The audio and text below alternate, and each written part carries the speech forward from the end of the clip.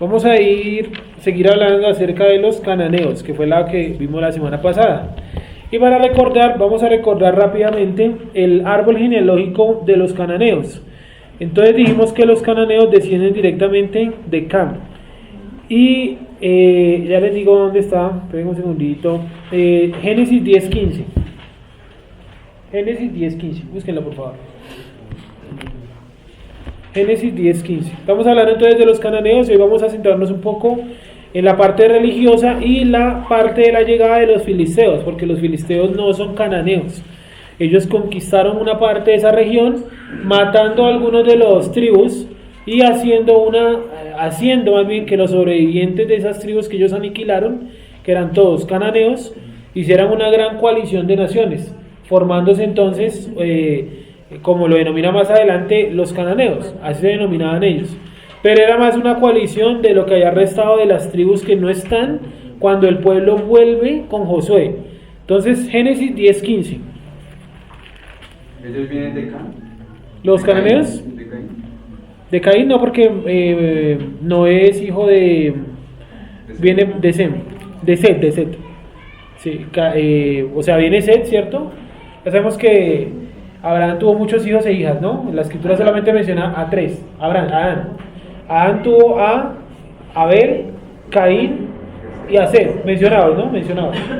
Y la rama de Noé viene por la rama de Set, no por la rama de Caín. Entonces pues no tienen, ni tampoco la de Abel, que de seguro dejó descendencia, ¿no? No por nada la escritura dice su sangre clama desde la tierra. Sus descendientes, no su sangre.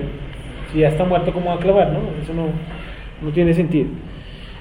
Y vamos entonces a Génesis 10:15. Bueno, vamos a leerlo con un poquito como de contexto.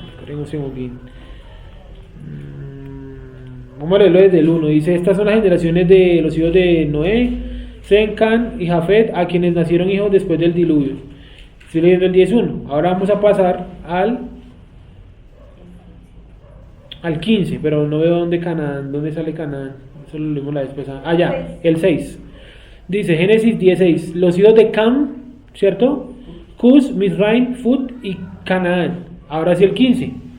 Y Canaán engendró a Sidón, su primogénito, a Ed, al Jebuseo, al Amorreo, al Gergeseo, al Ebeo, al Araceo, al Cineo, al Arbadeo, al Semareo, al Amateo.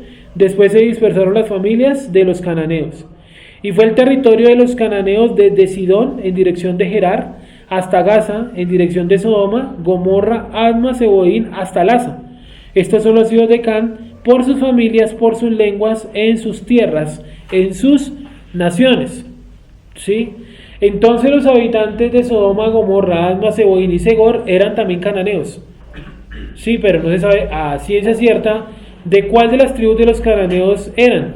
Simplemente se sabe que eran cananeos. Algunos han dicho que de pronto eran de alguna de las tribus que está al final, probablemente de la última, antes de los nombres. ¿Cuál es la que está ahí? El Amateo. Pero eso son solamente suposiciones, no se sabe realmente, porque de ellos no se encontró sino las construcciones megalíticas, los pedazos de piedra. De resto no se encontró absolutamente nada. ¿Sí? ¿Por qué? Pues porque toda la zona fue bañada con una gran lluvia volcánica que arrasó absolutamente con todo, lo que aparece escrito en la Biblia, ¿no? Que la tierra se abrió y bueno, que llovió esa noche sal, fuego y azufre sobre la tierra de Sodoma, Gomorra, Adma, Seboín. Entonces todos los cadáveres quedaron reducidos a ceniza, algunos y otros simplemente pues alguno que otro cuerpo muerto por allí, y todos esos cuerpos, pues, eso fue hace más de 4.000 años, ya no queda rastro de eso, ¿sí? Entonces, pero sí quedan las construcciones debajo del Mar Muerto, que es donde estaba ubicado Sodoma. Ahí han encontrado edificios, han encontrado casas, han encontrado lo que parece ser una plaza principal, y hoy en día todo eso está debajo del Mar Muerto, allá donde... ¿En piedra? En piedra, sí, son construcciones. Y también aparecen templos como a modo de pirámides, pero más pequeñas.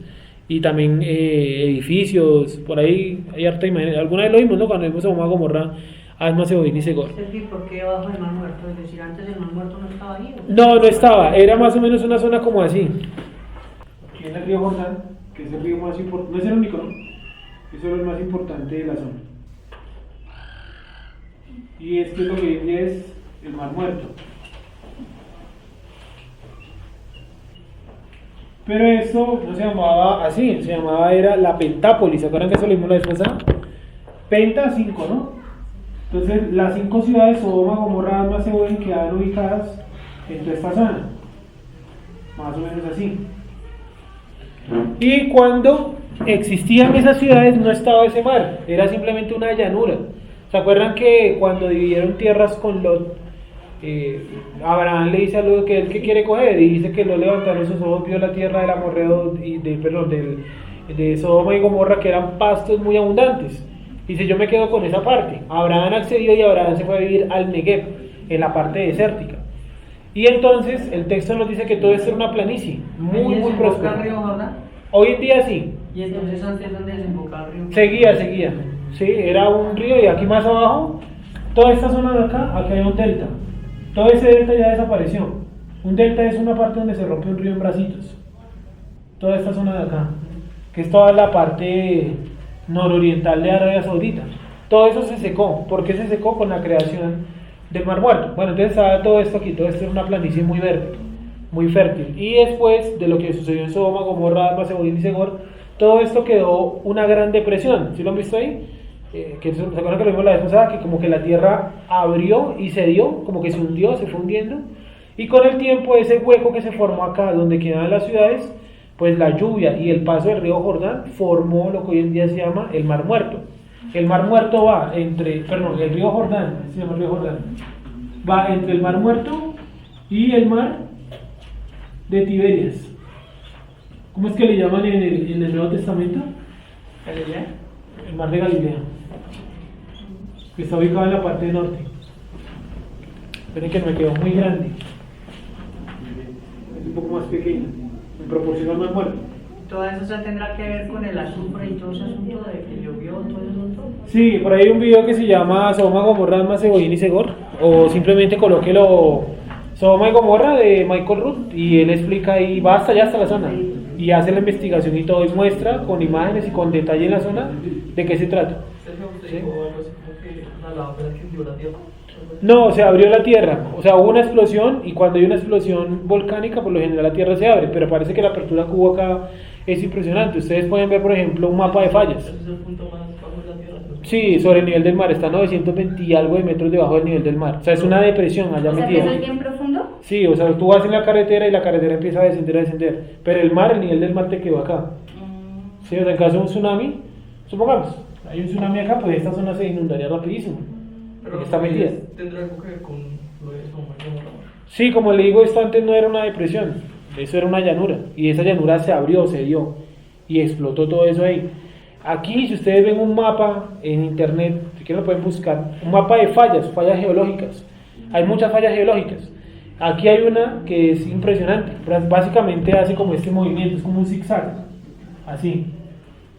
Y esto quiere decir que aquí hubo o una explosión o hubo un gran terremoto. Eso es lo que muestran las fallas.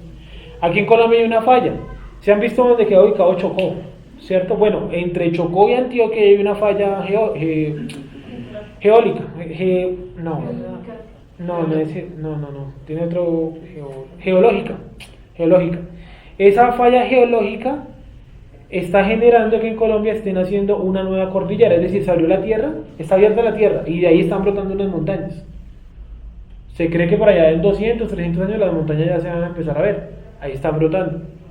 Sí, de hecho, desde una parte del Valle del Cauca se alcanzan a ver un poquito las montañas saliendo debajo de la tierra. Sí, son muy pequeñas y lleva un proceso muy lento, pero eso es una falla. Es decir, que en caso de que haya un terremoto, esa falla se puede activar y puede ser terrible para esa zona. Y Bogotá tiene fallas. ¿Qué dicen ustedes? ¿Qué creen? Tiene 7 fallas. Es la ciudad de Sudamérica peor ubicada de todas en fallas. Parece que el tipo que la hizo, como si hubiera buscado un centro de fallas geológicas y lo hubiera metido ahí. Seguro él lo hizo sin ningún conocimiento. Sí, y todo eso está lleno de fallas. O sea, en caso de un gran terremoto, las fallas se pueden activar. Por eso siempre ha corrido el mito, ¿no? Que en Bogotá va a haber un gran terremoto. Es principalmente por las fallas. Y una de las fallas pasa por acá cerca. Es ese caño que está ahí. ¿Sí lo han visto, no? Ese es uno de los brazos de la falla. ¿Qué corre por ese caño que está ahí? ¿Ese caño cuál? Aquí el Tintal, el primero, no el segundo. El primero de acá. No, ese es un brazo de una falla. tipo Y la de- falla realmente viene a originarse como por atrás del salitre mágico del mundo aventura, por ahí. Pues no sé, son fallas internas en la Tierra, no sé exactamente O por sea, qué.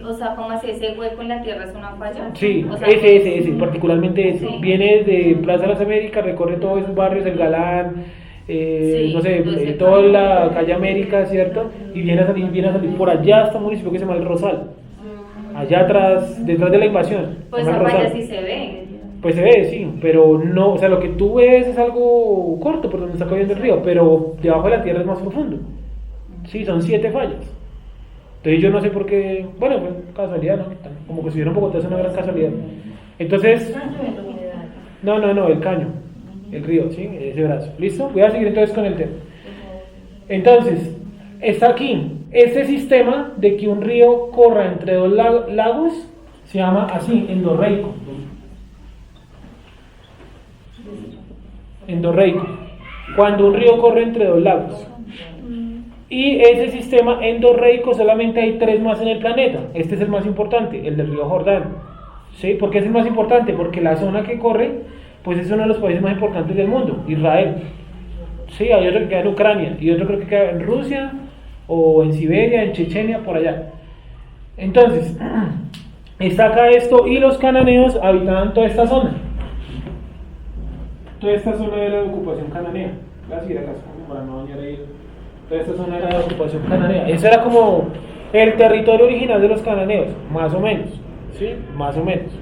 Ahora miremos qué pasó. Vamos a leer a los descendientes de Can. Obviamente aquí no podemos dar ubicaciones, porque como todos son de un mismo origen, pues los hallazgos arqueológicos son todos muy parecidos. Entonces clasificarlos pues es muy complicado.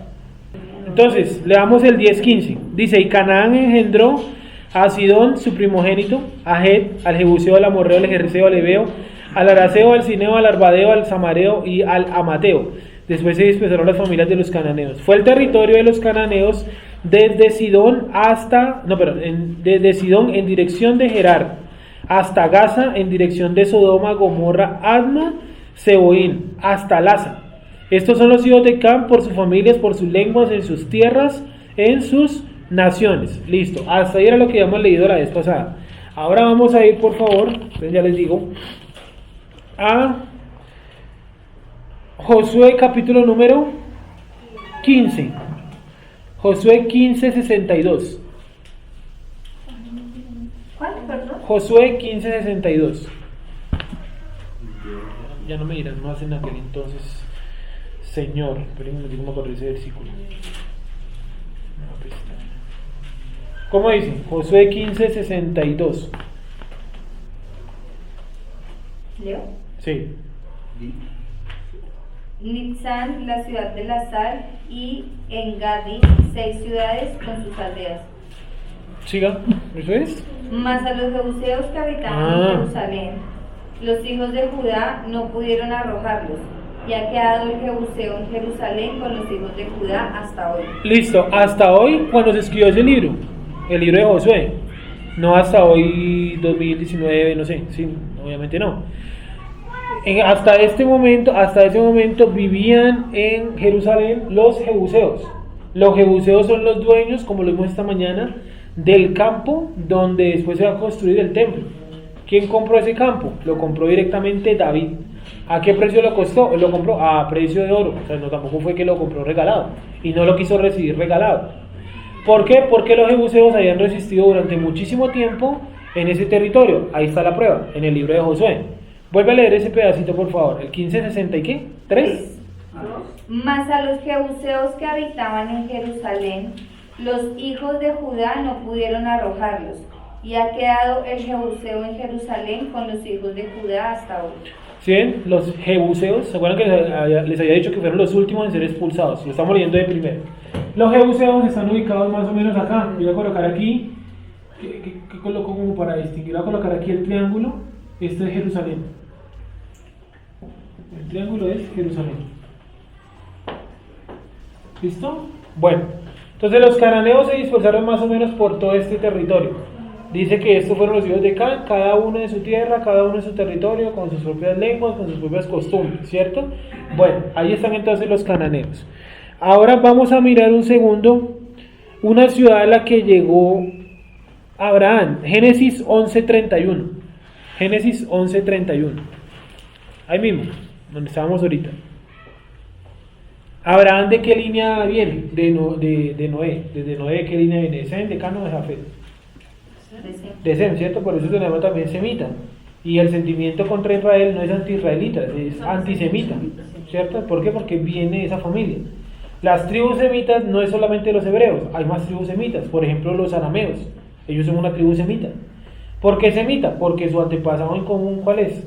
Pues Sem, y Sem pues tuvo un montón de hijos, ahí está en el versículo número, ahorita lo íbamos a leer incluso, en el 21, en el 10:21 están los hijos que él tuvo. ¿Listo? Bueno, ¿cómo dice entonces? El 11:31. Y tomó Taré a Abram su hijo, y a Lot hijo de Harán, hijo de su hijo, y a Sarai su nuera, mujer de Abram su hijo, y salió con ellos de Ur de los Caldeos para ir a la tierra de Canaán. Y vinieron hasta Harán y se quedaron allí. Sigue. Y fueron los días de Taré 205 años, y murió Taré en Harán. Bueno, ojo con lo que dice. Dice, y tomó Taré a Abraham su hijo, y a Lot hijo de Harán, hijo de su hijo, y a Sarai su nuera, mujer de Abraham su hijo, y salió con ellos de Ur de los Caldeos para ir a la tierra de Canaán, y vinieron hasta Harán y se quedaron allí. Fueron los días de Taré 205 años, y murió Taré en Harán. Pero el Eterno había dicho a Abraham: vete de tu tierra y de tu parentela, y de la casa de tu padre a la tierra que te mostraré, y haré de ti una nación grande, y te bendeciré, y engrandeceré tu nombre, y serás bendición. Bendeciré a los que te dijeren, los que maldijeren maldeciré, y serán benditas en ti todas las familias de la tierra. Y se fue Abraham como el Eterno le dijo, y Lot fue con él. Y era Abraham de edad de 75 años cuando salió de Harán. O cuando salió de Harán. O sea, como lo vimos la vez pasada en el recorrido de Abraham, decíamos que él viene de una zona por acá que se llama Cum. Él es Ur. Pero él no viajó directamente hasta la tierra de Canaán. Él primero se va hasta Harán. Aquí viene el río de Éufrates, aquí viene también el río. Es el destino, ¿no? Sí. Y llegan hasta Harán, que está ubicado al norte de la tierra de Canaán. Harán. En Harán había otra tribu llamada los arameos. ¿Listo? Entonces los cananeos están aquí ubicados. Ur está acá. Ur, ¿a qué tribu pertenece? Voy a colocar los nombres de las tribus en color morado. Entonces aquí habitaban los cananeos.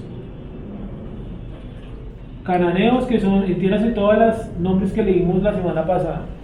Aquí vienen los arameos. Los arameos. Y aquí, Ur, ¿a qué cultura pertenece?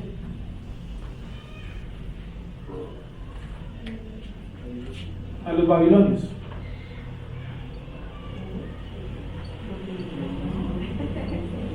Porque fueron ciudades fundadas por Nimrod. ¿Se acuerdan que el versículo 10 de Génesis, desde el versículo 8 dura contando todo lo que hizo Nimrod, que fundó unas ciudades? Y entre las ciudades que él fundó, pues está una de estas. Está Nínive, por ejemplo, está Cala, está, Akkad, Erech, Calni, Babel, Sinar. Entonces, cuando hicieron Babel, cerca de Babel, pues estaba esta aldea llamada Ur. Realmente Ur no era una gran ciudad, era más bien como una aldea. La gran ciudad era Babel. Y bueno, entonces este es el viaje que realiza Abraham. Llega hasta Harán y luego, cuando él tiene 75 años, deja Harán y hace más o menos este recorrido por toda la tierra. Va a Egipto, ¿cierto? Y se devuelve y queda habitando aquí. ¿Se acuerdan que eso ya lo vimos, no? El viaje que hizo Abraham desde la tierra de Ur, cómo él viaja todo eso hasta Harán, y finalmente Harán recorre toda la tierra de Canaán, va a Egipto porque hay una hambruna terrible en la tierra, y vuelve nuevamente a la tierra de Canaán y se acerca o se queda cerca de lo que se conoce como el Negev, y habita también cerca de lo que se llama la cueva de Macpela. ¿Se acuerdan de eso, cierto? Que él compró la cueva de Macpela también. Abraham. Sigamos. Ya sabemos que la vez pasada lo vimos, ¿no? Que hay dos lugares que vamos a suponer que esta no es la tierra de los hijos de Israel. Vamos a suponer, nos enloquecimos todos. Y hay de todas maneras dos territorios que le pertenecen a los hijos de Abraham. Uno es la cueva de Macpela, porque Abraham la compró. Y hay otra que también le pertenece. ¿Cuál será? Que lo compró David, ¿cierto? El campo del Jebuseo, Ornán, así se llama el Jebuseo. Y él lo compró para hacer el templo. Es decir, el templo donde está metida la mezquita y eso pertenece a los descendientes de David. O sea, más propiamente a la casa de Judá, a la tribu de Judá. Porque él es judío, ¿no? David. Y toda la parte de la cueva de Macpela, todo eso pertenece también, ahí sí, a todo el pueblo, es de Abraham. Son dos lugares que por derecho pertenecen al pueblo. Principalmente, pues bueno, la cueva de Macpela es muy importante, ¿no? Pero pienso yo que más que todo, el monte Moriah. Si él compró todo ese monte, pues todo lo que está ahí es ajeno. Sí, vamos a suponer que todo lo demás debe estar ahí, todos los musulmanes deberían estar ahí, supongamos. De todas maneras, en ese monte no deberían estar, porque ese monte, repito, le pertenece a los descendientes de David. Y si el Eterno le prometió a David que nunca faltaría un hombre de su familia que regiría a la casa de Judá, es porque nunca ha faltado. Esa es una promesa que Dios le dio. Entonces el tipo que hoy en día gobierna allá en Israel es importante, y tiene que serlo. Es importante para la nación, el tipo que gobierna allá. ¿Cómo se llama el tipo que gobierna hoy en día allá? ¿Cierto? Él es el representante, el primer ministro, ¿cierto? Y él es una persona importante, ¿por qué? Porque está metido dentro del contexto de la nación, primero. Y segundo, porque hace parte de esa promesa de que no faltará quien se sienta en el trono de David. Sí, ustedes se dieron cuenta que las naciones que vinieron y atacaron acá a estos pueblos siempre dejaban un regente local. La prueba está, por ejemplo, en Salatiel, en Zorobabel, perdón. Zorobabel es un judío cualquiera, o más del pueblo, y los babilonios conquistan esta zona y nombran a Zorobabel como administrador. Luego nombran a Nehemías como administrador, siempre un judío. Herodes, ¿qué era? Era un mal administrador, pero era judío. Claro, Herodes era judío, tenía un título romano, pero él era de familia judía. Eso no se puede negar. ¿Listo? Sigamos. Entonces, ¿dónde vamos? Ya leímos entonces que los jebuseos se quedaron en Jerusalén, ¿vale? Pero bueno, miren lo que pasó entonces. Voy a resumir así rápidamente. Los hijos de Israel estaban todos en Egipto. ¿En qué zona de Egipto vivían ellos? ¿Cómo se llamaba esa zona? Gosén, ¿cierto? Que es toda esta zona de acá. Y el río de Egipto más o menos recorre, el río de Egipto recorre así, desde el norte, donde está el río partido en varios brazos, y viene y hace este movimiento. Y va, llega casi hasta el centro de África. Y toda esta zona vivían los hijos de Israel. Mientras que los hijos de Israel vivían acá, pues los cananeos siguieron avanzando su cultura. Quiero que me entiendan que los cananeos existían cuando Abraham ya estaba en Ur. Porque ¿cómo es que el papá de Ur dice vamos para Canaán? O sea que ya existían. Claro, porque Canaán, el papá de todas estas tribus de acá, pues es muy anterior a Abraham. Es uno de los tíos de Abraham. Y ni siquiera tío, como tío abuelo. ¿Sí? Bien atrás. Entonces ya Canaán existía cuando Abraham vino y nació. Entonces cuando Abraham estaba en Ur, ya existían los cananeos. Miren la prueba. Vamos a volver a leer el pasaje que leímos ahorita. Génesis capítulo número, esperen un segundín. Canaán. El 11:31. Léelo, Wendy, por favor. Génesis 11:31. Miren que Abraham todavía habitaba en Ur y ya existían los cananeos. Ya eso estaba consolidado ahí. O sea que la tierra originalmente se la repartieron estos tipos, las familias de los cananeos. Léelo, Wendy, por favor. Y tomó Tare a Abraham su hijo, y a Lot, hijo de Harán, hijo de su hijo, y a Sarai su nuera, mujer de Abraham su hijo, y salió con ellos de Ur de los Caldeos para ir a la tierra de Canaán, y vinieron hasta Harán, y se quedaron allí.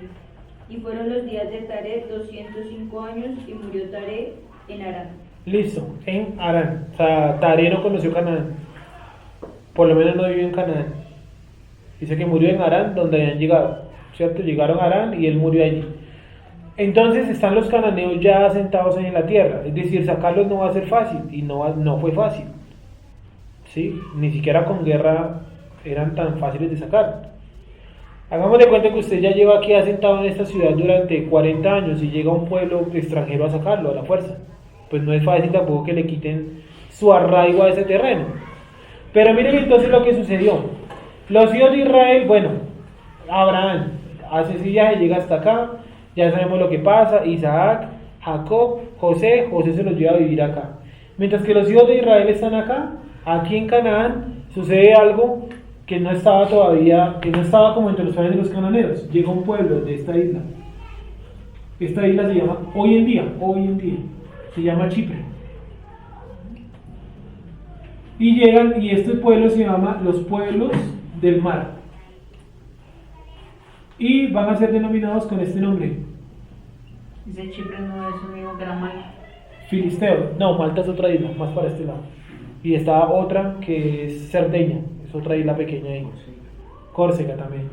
Entonces, los pueblos del mar, los filisteos se ubican en toda esta zona cuando empiezan a llegar. Toda esta zona es filistea ahora. Parece ser que ellos llegaron, pues, como llegan todos los pueblos, ¿no? En son de paz. Pero luego, pues empezó obviamente la guerra porque tenían unas costumbres diferentes. Venían de otro lado. ¿Qué pasaba? ¿Qué mito había con los habitantes de Chipre en ese momento? Miren, por eso es aquí a Grecia. Esto es Grecia. ¿Y esto qué país es? Turquía. Había un mito con esta isla. Los griegos decían que en esta isla vivían los titanes. ¿Sí recuerdan quiénes son los titanes? ¿Alguno de los habían escuchado? ¿Quiénes eran? ¿Qué característica tenían? Los elementos. Que controlaban los elementos, pero tenían otra característica, pues la palabra titán, ¿qué significa? Gigante, que eran gigantes. Entonces los griegos habían comercializado con esta zona, pero nunca se acercaban a esa isla, porque ellos temían que ahí hubiera gigantes, según su mitología. Efectivamente, en Chipre y en Cerdeña han encontrado un montón de vestigios que esa zona fue habitada por gigantes. Lo pueden buscar en el documental, ya les digo cómo. Esto que se llama Los Gigantes de Alba. Si entrevistan a la gente del lugar, pues es un lugar muy rural, ¿sí? Lleno de campesinos y eso. Y van los investigadores del documental y les preguntan que ellos, ¿qué pueden decir sobre los gigantes? Y los tipos dicen que ellos dan la entrevista, pero si no los enfocan, si distorsionan la voz y eso, si les cuidan la identidad, que porque los amenazan por hablar de eso. Y en voz en off ellos cuentan que en esa zona, cada vez que tratan de sembrar algo, se encuentran con más y más vestigios de los gigantes. Y hay uno que dice que se encontró alguna vez en su casa, en su jardín, no sé, que se encontró un hacha que era tan pesada que tuvieron que sacarla entre 4 personas. Un hacha. ¿Sí? Y en el documental muestran los dientes que han encontrado. Un tipo que se encontró una muela más o menos del tamaño de un puño. Una muela. Entonces, ¿de qué tamaño eran esos tipos? Pisadas en barro. Huesos. Tumbas que miden 15 metros de largo, sin saber para qué. ¿Para qué una tumba de 15 metros de largo? Una tumba sellada con una piedra de 2 toneladas más o menos de peso. Todo esto en Cerdeña y en Chipre. Entonces había un misterio ahí los gigantes. Bueno, llegaron los tipos hasta Canaán. Estando en Canaán empezaron a matarse contra los cananeos. ¿Y qué encontramos después? En esta matanza entre cananeos, filisteos versus cananeos, ¿quién creen ustedes que pescó en río revuelto? ¿Quién asumen ustedes por ahí poderosa? ¿Quién es? Hay una guerra entre filisteos y cananeos y se estaban matando. ¿Quién creen ustedes que aprovechó esa guerra, esa distracción para meter su mano y ganar? No, los egipcios. ¿Se acuerdan ustedes que cuando salen de la tierra prometida Dios dice no los llevo por el camino de los filisteos? Porque en la tierra hay guerra. Entonces estas dos tribus en guerra y llegaron los egipcios y los dominaron a los dos. Fácil. Bueno, los egipcios tenían una manera muy sencilla de manejar sus territorios. Era, se somete a nosotros con impuestos, lo matamos. O sea que la gente que se sometía a los impuestos pues se salvaba. Punto. Así de sencillo. Aquí llegaron y reorganizaron todo el mapa. Ahora entonces va a quedar de esta manera. Los filisteos quedaron con toda esta zona, toda la zona costera. Y después de los filisteos están ubicados los cananeos. Filisteos, y aquí están Los cananeos, toda esta zona de acá, los cananeos. Entonces miren cómo un pueblo extranjero puede cambiar toda la realidad de un país, simplemente porque lo invadió y lo controló, ¿sí? Y llegó otra nación extranjera y los organizó. Es como si mañana se armara una guerra entre Colombia y Venezuela, pongamos un ejemplo. Y Colombia y Venezuela están en guerra. Y Estados Unidos dijera, no, esa guerra no me conviene, ¿sí? Y metiera su mano y los organizara. Listo. Así más o menos fue lo que pasó allá. Ahora, miren lo que pasó con los filisteos. Vamos a encontrarlos en Primera de Samuel, ya les digo el versículo. Primera de Samuel, capítulo 6, versículo 17. Primera de Samuel 6, 17. Entonces, esto es importante porque miren, aquí entonces tenemos lo siguiente. Los cananeos tenían un dios principal que era Baal. Pero como los otros venían del mar y eran hombres como marineros, expertos en navegación, los filisteos tenían por dios era a Dagón. Entonces vamos a encontrar en toda la Biblia el choque de estas dos deidades, que por un lado están los que servían a Baal y por otro lado estaban los que servían a Dagón, el dios de los peces o el dios del mar, el dios del agua, el Poseidón de los filisteos. Tenía muchos nombres, ¿vale? Entonces, como dice Primera de Samuel 6:17, miren las prácticas tan extrañas que tenían los filisteos, que fue lo único que puede encontrar en la escritura en relación con la historia, que a pesar de que vivían cerca, tanto cananeos como filisteos eran pueblos vecinos, tenían ciertas costumbres diferentes, a pesar de que se habían mezclado y habían compartido cosas, seguían conservando cosas diferentes. Y miren el culto que tenían los filisteos de extraño. Primera de Samuel, capítulo número 6. ¿Cómo dice, Jessica? Primera de Samuel 6:1. ¿6:1? Sí.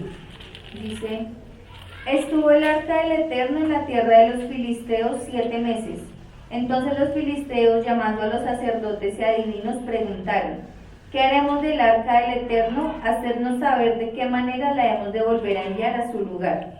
Ellos dijeron: si enviáis el arca de Dios de Israel, no la enviéis vacía, sino pagadle la expiación. Dame un alto ahí.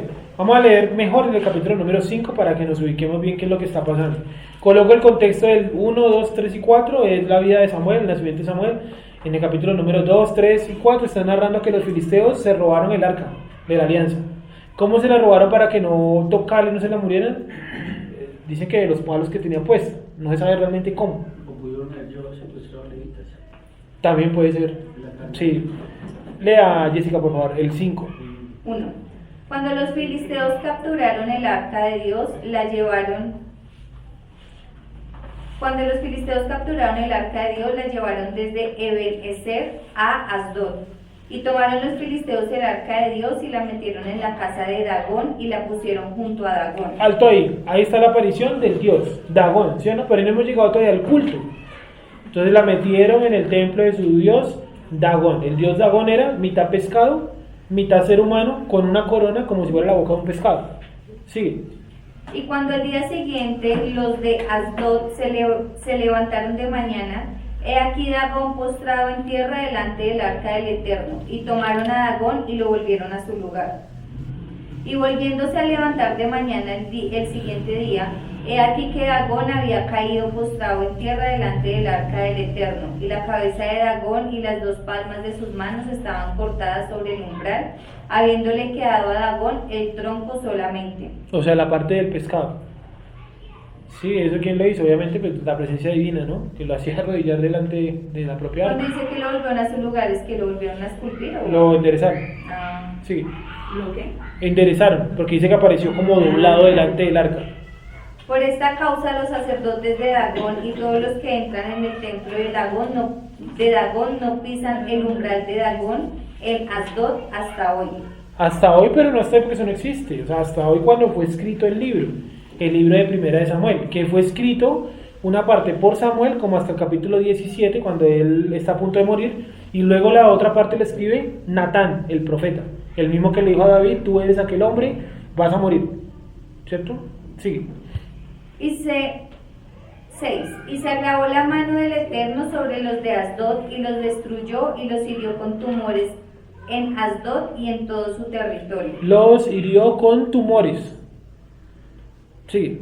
Y viendo esto los de Asdod dijeron, no quede con nosotros el arca del Dios de Israel, porque su mano es dura sobre nosotros y sobre nuestro Dios Dagón. Convocaron pues a todos los príncipes de los filisteos y les dijeron, ¿qué haremos del arca del Dios de Israel? Y ellos respondieron, pásese el arca del Dios de Israel a Gat. Y pasaron allá el arca del Dios de Israel. Entonces ellos mismos están encartados con eso. No se atreven ni siquiera a destruirla. Otro pueblo diría, pues destruyamos esa vaina, ¿sí o no? Pero se nota que le tienen resto de miedo. ¿Por qué miedo? Porque no se atreven ni a destruirla ni a moverla mucho. Y si ahora qué vamos a hacer con este encarte, deciden mover la otra villa filistea. Todas las ciudades que está colocando aquí están ubicadas en la costa o cerca a la costa. Acuérdense, filisteos quedaron cerca en la costa, cananeos fueron empujados más para allá. De todas maneras, esto va a estar en un mapa después, entonces no nos preocupemos si no entendimos acá estos enredos. Y aconteció que cuando la habían pasado, la mano del Eterno estuvo contra la ciudad con gran quebrantamiento, y afligió a los hombres de aquella ciudad desde el chico hasta el grande, y se llenaron de tumores. Entonces enviaron el arca de Dios a Ecrón. Y cuando el arca de Dios vino a Ecrón, los ecronitas dieron voces diciendo, han pasado a nosotros el arca de Dios de Israel para matarnos a nosotros y a nuestro pueblo. Y enviaron y reunieron a todos los príncipes de los filisteos, diciendo, Dame un segundo. Entre los mismos filisteos se tornaban el arca y los que la recibían decían, nos mandaron esto fue para matarnos. Sí, o sea, sabían que eso tenía algún tipo de poder, vamos a decirle poder, que los afectaba a ellos. Sí. y enviaron y reunieron a todos los príncipes de los filisteos, diciendo, enviad el arca del Dios de Israel y vuélvase a su lugar, y no nos mate a nosotros ni a nuestro pueblo, porque había consternación de muerte en toda la ciudad, y la mano de Dios se había grabado allí. O sea, se cansaron de rotarse entre las ciudades de los filisteos y decidieron mejor enviarlo de regreso a Israel. Sí. Y los que no morían eran heridos de tumores, y el clamor de la ciudad subía al cielo. Estuvo el arca del Eterno en la tierra de los filisteos 7 meses. Imagínense, 7 meses en ese volteo de llevar, cargar, mover. No, aquí no la queremos, no nos la traigan para acá, no, acá no. Entonces, ¿cómo sigue? Entonces los filisteos, llamando a los sacerdotes y adivinos, preguntaron, ¿qué haremos del arca del Eterno? Hacednos saber de qué manera la hemos de volver a enviar a su lugar. Ellos dijeron, si enviáis el arca del Dios de Israel, no la enviéis vacía, sino pagadle la expiación. Entonces seréis sanos y conoceréis por qué no se apartó de vosotros su mano. Y ellos dijeron, ¿y qué será la expiación que le pagaremos? Ellos respondieron, conforme al número de los príncipes de los filisteos, 5 tumores de oro y 5 ratones de oro, porque una misma plaga ha afligido a todos vosotros y a vuestros príncipes. Haréis pues figuras de vuestros tumores y de vuestros ratones que destruyen la tierra, y daréis gloria al Dios de Israel. Bueno, ahí la escritura no dice mucho por qué moría la gente, dice que les daba tumor y que moría, y de un momento a otro el texto mismo coloca que aparecieron unos ratones. Entonces casi todos concuerdan, que eso sí, si ustedes la toman bien, si no, da igual. Y es que los ratones mordían y causaban difteria. Difteria es una enfermedad que ellos causan y que genera la muerte, es muy parecido como a la rabia. Y eso prácticamente hoy en día es muy complicado de tratar. ¿Se imaginan ustedes en aquella época que no había vacuna antirrábica? Pues eso era letal. ¿Y la gente cómo se tuvo que haber comportado? Pues como una persona que tiene rabia. O sea, muy iracundo, irracional, ¿cierto? Revolcándose en el piso, con babasa, perdiendo el conocimiento. Tuvo que haber sido terrible. Todo porque se robaron el arca. ¿Quién permitió que se la robaran? Bueno, el Eterno, ¿sí o no? Que él no necesita ni pueblo, ni ejército, ni nada de eso para destruir a otra nación. Simplemente se robaron un objeto material, muy importante. Y miren todo lo que generó, unos ratones. Y entonces aquí viene el culto extraño. En el culto extraño que ellos tenían es que ellos adoraban al dios Dagón, ¿sí o no? Pero una de las maneras de servir al dios Dagón era haciéndole figuras de lo que se cree que puede haber sido elefantismo. ¿Sí saben qué es elefantismo? Cuando las personas crecen las proporciones de su cara o de su cuerpo, los pies y las manos, ¿cierto? De una manera desproporcionada. Entonces las personas pueden, un niño, no sé, de 10 años que tenga elefantismo, puede tener una nariz enorme. Telemaniasis. También se le llama así, no, elefantismo también, cualquiera de los dos nombres. Y entonces, ¿qué es lo que genera esa enfermedad? Un crecimiento exagerado de las extremidades. Y ellos adoraban a su Dios haciéndole esculturas de eso, de la gente que sufría de ese tipo de enfermedades. Hoy vemos hoy en día que hay una cultura que sufre mucho de esas enfermedades. ¿Qué cultura es? Una cultura, religión, país. En la India, ¿cierto? Y si han visto que en la India también hacen, ¿cómo se llaman eso? Tótems y como talismanes con formas de animales, talladas en oro y en diferentes piedras, como jade. ¿Sí? ¿De dónde viene eso? Esa es una tradición que viene de los filisteos. De esculpir a sus dioses en piedras y cargarlos casi como un amuleto. Ellos pensaron que de esa forma también iban a rendir culto al Dios de Israel. Eso debe ser como acá. ¿Cómo adoramos acá? No, hagámosle tumores en oro y ratones en oro. Y miren lo que pasó. Ese es lo raro del culto. Rendían culto al elefantismo. Allá también rinden culto a los niños que nacen con deformidades, ¿no? ¿Se acuerdan la niña que nació con 6 brazos? O no sé con cuántos brazos, bueno. Y decían que ella era una reencarnación de la diosa. Y cuando la mandaron a operar, ella no pudo volver allá porque la querían matar por haber profanado a su diosa. ¿Sí?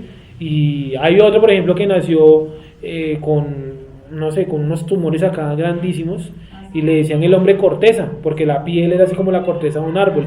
Y él se mandó a hacer muchas operaciones y allá lo consideraban también el dios de los bosques y lo adoraban y todo.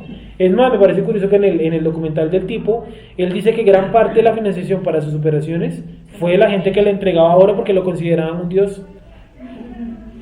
Sí, entonces dice que él salió porque él estaba como metido en esa religión, obvio, como cualquier joven niño, y que él salió de todo eso fue cuando unos investigadores estadounidenses, médicos, llegaron allá pues a investigarlo, a esa enfermedad y decretaron que él se podía operar. ¿Y cuánto vale la operación? No, tanta plata. Bueno, yo tengo esto, vamos a hacerles unas con esto. ¿De dónde sacó la plata? De lo que le daban de oro para las ofrendas. ¿Sí? Entonces sigue, no sé de dónde vamos. 5. Haréis pues figuras de vuestros tumores y de vuestros ratones que destruyen la tierra, y daréis gloria al Dios de Israel. Quizás aliviará su mano de sobre vosotros, y de sobre vuestros dioses, y de sobre vuestra tierra. O sea que también tenía azotado a los dioses. O sea, el poder que tenían, o que ellos confiaban en esos dioses, resultó ahora que no sirve para nada. ¿A qué les recuerda mucho eso? A mí me recuerda mucho a Egipto, donde ellos tenían unos dioses y de un momento a otro el Eterno, el Dios de Israel, pues cogió a todos los dioses y se los metió en el bolsillo. No sirven para absolutamente nada. Sigue. ¿Por qué endurecéis vuestro corazón como los egipcios y Faraón endurecieron su corazón? Después que los había tratado así, ¿no los dejaron ir y se fueron? Haced pues ahora un carro nuevo, y tomad luego 2 vacas que críen, a las cuales no haya sido puesto yugo, y uncid las vacas al carro, y haced volver sus becerros de detrás de ellas a casa. Tomaréis luego el arca del Eterno y la pondréis sobre el carro, y las joyas de oro que la habéis de pagar en ofrenda por la culpa, las pondréis en una caja al lado de ella, y la dejaréis que se vaya. Y observaréis si sube por el camino de su tierra a Bet-Semes. Él nos ha hecho este mal tan grande, y si no, sabremos que no es su mano la que nos ha herido, sino que esto ocurrió por accidente. Y aquellos hombres lo hicieron así, tomando 2 vacas que criaban, las pusieron al carro y encerraron en casa sus becerros. Luego pusieron el arca del Eterno sobre el carro y la caja con los ratones de oro y las figuras de sus tumores. Y las vacas se encaminaron por el camino de Bet-Semes y seguían camino recto, andando y bramando, sin apartarse ni a derecha ni a izquierda. Y los príncipes de los filisteos fueron tras ellas hasta el límite de Bet-Semes. Miren tan chistoso, dicen, bueno, vamos a preparar todo lo del arca, lo montamos sobre las vacas, le colocamos adelante una persona que lleve los becerros, ¿cierto? Vamos jalando los terneros para que las vacas van ahí detrás caminando. Y dice, y si las vacas optan por caminar por Bet-Semes, este mal lo hizo el Dios de Israel. Pero si las vacas cogen por otro lado, entonces eso fue una casualidad. No, eso no lo hizo el Dios de Israel. ¿Y las vacas por dónde cogieron? Por Bet-Semes. Y el texto es claro cuando dice que las vacas no se fueron ni a derecha ni a izquierda, sino que iban por Bet-Semes, por el camino de Bet-Semes. O sea que los filisteos dijeron, sí, este mal no lo hizo el Dios de Israel. Sigue. Y los de Bet-Semes segaban el trigo en el valle, y alzando los ojos vieron el arca, y se regocijaron cuando la vieron. Y el carro vino al campo de Josué de Bet-Semes, y paró allí donde había una gran piedra, y ellos cortaron la madera del carro y ofrecieron las vacas en holocausto al Eterno. Y los levitas bajaron el arca del Eterno y la caja que estaba junto a ella, en la cual estaban las joyas de oro, y las pusieron sobre aquella gran piedra, y los hombres de Bet-Semes sacrificaron holocaustos y dedicaron sacrificios al Eterno en aquel día. Cuando vieron esto, los 5 príncipes de los filisteos volvieron a Ecrón el mismo día. O sea, ellos estaban como escondidos, viendo todo eso de lejos porque no están en la escena. Y mira lo que dice el 17. Estos fueron los tumores de oro que pagaron los filisteos en expiación al Eterno. Por Asdod 1, por Gaza 1, 2, por Ascalón 1, 3, por Gat 1, 4, por Ecrón 1. 5, uno por cada ciudad. Y los ratones de oro fueron conforme al número de todas las ciudades de los filisteos pertenecientes a los 5 príncipes, así las ciudades fortificadas como las aldeas sin muro. La gran piedra sobre la cual pusieron el arca del Eterno está en el campo de Josué de Bet-Semes hasta hoy. Entonces Dios hizo morir a los hombres de Bet-Semes porque habían mirado dentro del arca del Eterno. Hizo morir del pueblo a 50.070 hombres. Y lloró el pueblo porque el Eterno lo había herido con tan gran mortandad. Miren entonces lo peligroso, eso era como transportar hoy uranio. Sí, pusieron el chistoso de abrir la caja y a mirar, y murieron 50.070 hombres de la zona de Bet-Semes porque habían mirado dentro. Sí, seguro estaban, pienso yo que estaban buscando de pronto más contenido valioso, porque de todas maneras los ratones y los tumores están hechos de oro, o sea, tienen su valor más allá de su forma. Sí, sigamos. Y dijeron los de Bet-Semes: ¿quién podrá estar delante del Eterno, el Dios Santo? ¿A quién subirá desde nosotros? Y enviaron mensajeros a los habitantes de Kiriam Jearim, diciendo: los filisteos han devuelto el arca del Eterno, descended pues y llevadla a vosotros. Miren, entonces ahora se volvió un problema para los de Israel. O sea, ya no es un problema en Filisteo, ahora es un problema para los de Israel. Ya los de Bet-Semes se dieron cuenta que está matando gente, 50.070 personas. Y ahora entonces van a la aldea al lado, Kiriat Jearim, y le dicen: venga, por ahí trajeron el arca, ¿qué tal si ustedes se la llevan? ¿Y qué hacen los de Kiriat Jearim? Miren lo que hicieron. Vinieron los de Kiriat Jearim y llevaron el arca del Eterno y la pusieron en casa de Abinadab, situada en el collado, y santificaron a Eleazar su hijo para que guardase el arca del Eterno.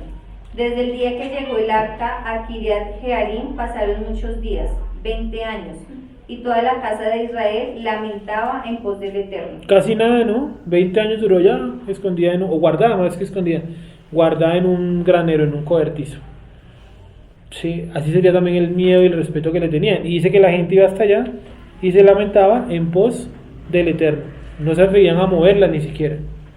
Entonces vemos, volviendo al tema de los cananeos, que este tema lo veremos después cuando pasemos por ahí en la historia, y es que los cananeos tuvieron un enfrentamiento con los filisteos. Los filisteos se adueñaron de casi toda la zona costera. Los filisteos adoraban a Dagón y los cananeos adoraron a Baal. Pero hay un texto de la escritura donde el Eterno dice: ya no me llamarás más Baal, sino que me llamaréis esposo. Baal, ¿qué significa como tal? Esposo marido. Señor. Esposo marido.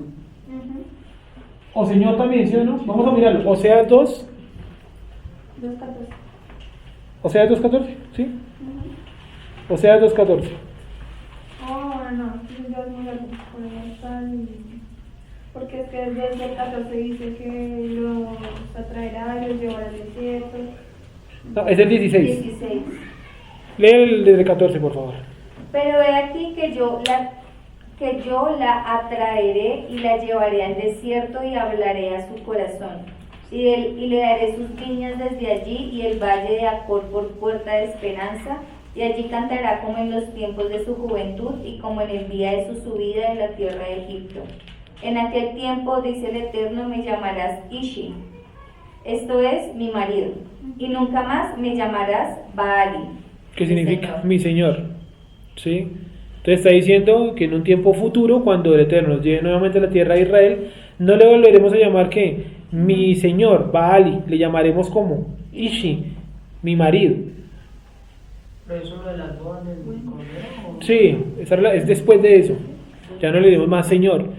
Y nosotros debemos eliminar esa palabra de nuestro vocablo, la palabra Señor. Por eso decimos Adón, Adonai, no sé, el Eterno. Sí, porque la palabra Señor está relacionada con esto. Y ese es un Dios, es un Dios, o era un Dios de los cananeos. Y sigue estando ahí su adoración, ¿no? El Señor. Ta. ¿Listo? Entonces, Baal de los cananeos y de los filisteos, Dagón. ¿Qué otro culto tenían los de los filisteos? Hacer elaboraciones de oro de sus dioses, ¿cierto? Y además de eso adorar la elefantiasis, como la pronunciación en el cuerpo de tumores y crecimiento anormal. Pensaban que eso era algo santo, algo dado directamente de sus dioses. Realmente los cananeos, volviendo al tema de los cananeos, tenían tres dioses principales. El primero de todos era Baal, Acera, que era la parte femenina, y por último también terminaron adorando a Dagón. Y los filisteos, pues obviamente también invirtieron este orden. Para los filisteos el dios principal era Dagón, como lo acabamos de ver en primera de Samuel, y también terminaron adorando lentamente a Baal. Nuestro pueblo, ¿cuál de esos adoró? Baal, Acera, A todos. a todos, a todos, absolutamente a todos. Principalmente en el libro de Primera de Reyes, ¿no? En el caso de Elías, Acera y Baal, ¿cierto? Donde dice que tenían 400, ¿cómo se llama? Profetas, sacerdotes, cada uno, 400 y 400. Y cada uno murió por la espada o por el cuchillo de Elías, con eso del fuego que descendiera del cielo.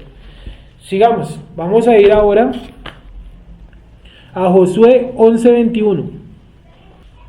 ¿Cómo dice? Josué. También en aquel tiempo vino Josué y destruyó a los anaseos de los montes de Hebrón, de Debir, de Anac, de todos los montes de Judá y de todos los montes de Israel. Josué los destruyó a ellos y a sus ciudades. Listo. Vuelve a leer ese pedacito, el 11:21 nomás. No capté lo que... ¿Será que más adelante léelo un momentico? ¿Qué, el 21? Sí. También en aquel tiempo vino Josué y destruyó a los anaseos de los montes de Hebrón, Ah, ok. de Sí, sí. Debir, de Anac, de todos los montes de Judá y de todos los montes de Israel. Josué los destruyó a ellos y a sus ciudades.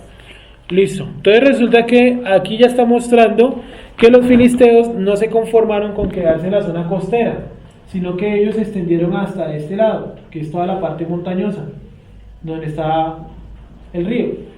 Y vino Josué y destruyó a todos los filisteos, anaseos, dice ahí, ¿no? Que habitaban en la zona montañosa, pero ahí no dice que se haya tomado Gaza, Asdod, Ascalón, ni nada de eso. Simplemente vino y los expulsó, como de unas ciudades que ellos habían hecho ahora en la parte montañosa. Es como si yo les dijera los habitantes de la costa, ¿cierto? Los costeños, yo los encontré viviendo también en Boyacá, en Caldas, sí, o sea, donde ellos no pertenecen ahí, pero habían hecho unas ciudades ahí. Entonces, ¿qué fue lo que hizo Josué? Sacarlos. ¿Dónde los expulsó? Nuevamente hacia la costa. ¿Vale? Conclusión hasta acá. Los filisteos es un pueblo que viene de este país, como se llama hoy en día, Chipre. Vivían ahí. Llegaron, se asentaron en toda la parte costera de Canaán, derrotaron a los cananeos y se quedaron con toda la parte costera. Luego vinieron los egipcios, controlaron a los dos pueblos, a los filisteos y a los cananeos. Cuando los hijos de Israel llegan, ¿están los filisteos ahí? Cuando llegan los espías, ¿se acuerdan que los espías dicen, y los hijos de Anac viven en la tierra? Miremoslo un segundo, Números capítulo 16. Estamos uniendo de varios pedazos para poder observar la idea central. No, números no es 16, es como el 12. Números 13 por ahí, ya les digo.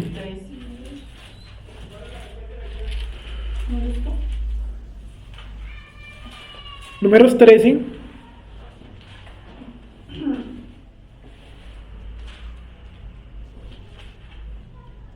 Trece 28.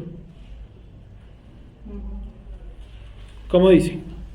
Mas el pueblo que habita en aquella tierra es fuerte, y las ciudades muy grandes y fortificadas. Y también vimos allí a los hijos de Anac. Listo. Ahora lee por favor el versículo 33. También vimos allí gigantes, hijos de Anac, raza de los gigantes, y éramos nosotros, a nuestro parecer, como langostas, y así les parecíamos a ellos. Entonces, cuando ellos llegaron a la tierra prometida, obvio que ya estaban ahí los filisteos. y les decían hijos de Anac. Luego vemos que Josué los acabó, los sacó de las montañas, pero quedaron en esta zona. Y en sí, ¿quién fue el que mató a todos los gigantes? A los que quedaban. David y sus valientes, ¿cierto? Leamos esa cita y terminamos ahí. Eso está en Primera de Reyes.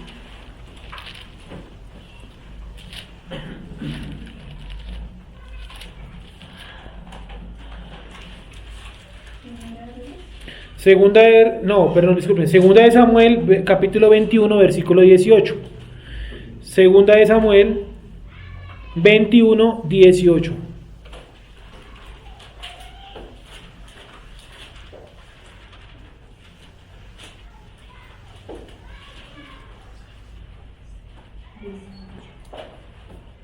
¿Cómo dice? Dice, otra segunda guerra hubo después en Gob contra los filisteos. Entonces Sibecai y Usatita mató a Sab, quien era uno de los descendientes de los gigantes. Hubo otra vez guerra en Gob contra los filisteos, en la cual el Hanán, hijo de Jaare Orejim de Belén, mató a Goliat Geteo, el asta de cuya lanza era como el rodillo de un telar. Este es otro Goliat. ¿Recuerdan que que parece que fue una contradicción de la Biblia, que quién mató a Goliat? Este es otro Goliat. Sí, sigue. Después hubo otra guerra en Gat, donde había un hombre de gran estatura, el cual tenía 12 dedos en las manos y otros 12 dedos en los pies, 24 por todos, y también era descendiente de los gigantes. Este desafió a Israel, y lo mató Jonatán, hijo de Simea, hermano de David. Estos 4 eran descendientes de los gigantes en Gad, los cuales cayeron por mano de David y por mano de sus siervos. Listo, ahora vamos a Primera de Crónicas 24. Primera de Crónicas 24. Creo que es este mismo relato.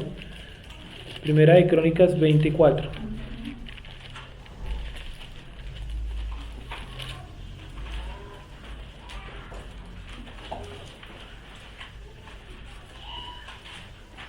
Voy a leerlo rápidamente. Dice: después de esto aconteció que se levantó guerra en Geser contra los filisteos, y Sibecai Usatita mató a Sipai de los descendientes de los gigantes, y fueron humillados. Volvió a levantarse guerra contra los filisteos, y el Hanán, hijo de Jair, mató a Lami, hermano de Goliat Geteo, el asta de cuya lanza era como un rodillo de telar. Y volvió a haber guerra en Gat, donde había un hombre de grande estatura, el cual tenía 6 dedos en pies y manos, 24 por todos, y era descendiente de los gigantes. Este hombre injurió a Israel, pero lo mató Jonatán, hijo de Simea, hermano de David. Estos eran descendientes de los gigantes en Gat, los cuales cayeron por mano de David y de sus siervos. Como vemos hasta ahí, esperemos un momento que me entró la curiosidad. Un segundito. Listo.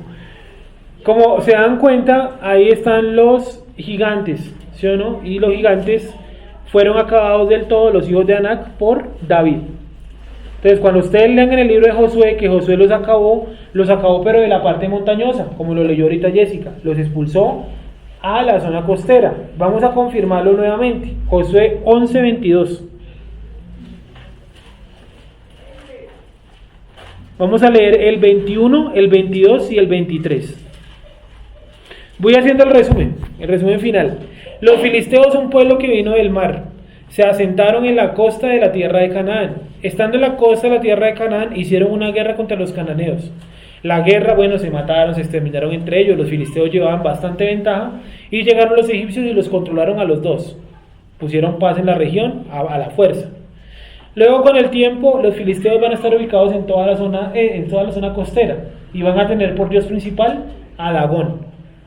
Los cananeos van a tener por dios principal a Baal y van a convivir ahí las dos culturas, familias. Luego, con el tiempo, cuando conquistaron la tierra prometida, Josué los sacó de las montañas. Ellos ya habían dejado la costa y estaban haciendo ciudades en la montaña. Josué los sacó de ahí.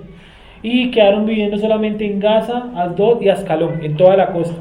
Luego el que los extermina de todo, a los gigantes, ¿quién es? David, con sus valientes, con los hombres que lo acompañaban, su guardia personal.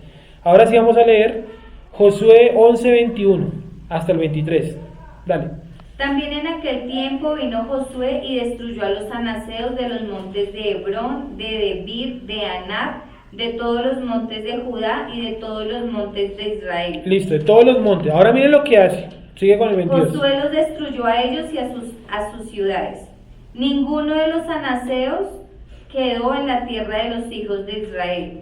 Solamente quedaron en Gaza, en Gat y en Asdod. Tomó pues Josué toda la tierra conforme a todo lo que el Eterno había dicho a Moshe, y la entregó Josué a los israelitas por herencia conforme a su distribución según sus tribus. Y la tierra descansó de la guerra. De la guerra que había entre filisteos, cananeos, egipcios, hebreos, era una guerra por todo y todos contra todos, básicamente por el territorio. ¿Por qué? Porque era un territorio, digo era porque hoy en día desafortunadamente no lo es, y es fértil, era muy fértil. Entonces los pueblos de la región se lo combatían a muerte, era fértil. Y terminamos con esta. Entonces, ya encontramos en el mapa, ya ubicamos en la historia también a los filisteos. Los filisteos no provienen de los cananeos. Los filisteos vienen de la familia de los egipcios. ¿Se acuerdan que lo vimos la vez pasada? Que el antepasado de los egipcios es el mismo antepasado de los filisteos. Entonces, filisteos y cananeos vienen siendo primos, pero no directamente de la línea de hermandad. Sí, vienen por la línea de sus antepasados. Y terminamos con este, Josué 13:1.